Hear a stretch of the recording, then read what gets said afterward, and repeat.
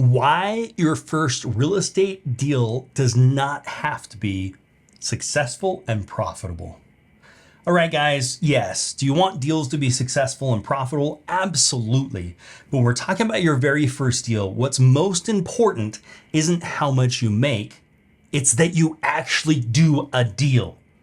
My very first deal was not a great deal, but it was the most profitable deal that I've ever done, not because it put a lot of money in my pocket, but it gave me the experience, some more knowledge to go on and to do more properties. I was experiential learning as I was doing that, and I was able to find things that I could do better and ways that I could do it better. Frankly, my very first deal, I bought it off the multiple listing service, and I probably paid pretty close to full retail value for the property. I underlooked some things like parking.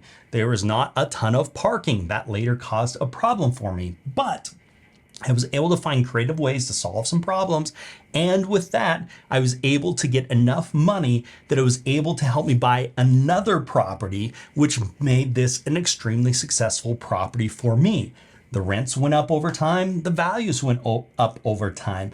But the fact that I did that very first deal and was able to hang on to it for a long period of time gave me the experience and gave me the knowledge to go on and do more and more. So I'm more concerned about you doing a deal than I am about you doing a perfect deal or a very big money-making deal. Experience is priceless. So if you can get that first deal under your belt and understand, I can assure you that on your second deal, you're going to do things a lot different. And you're only going to learn that as you go through and you experience it. Yes, you can read. Yes, you can watch YouTube. Yes, you can do all these things. But until you've actually done it, it's a totally different experience. And so we want to help you to do that first deal and become more experienced through the process.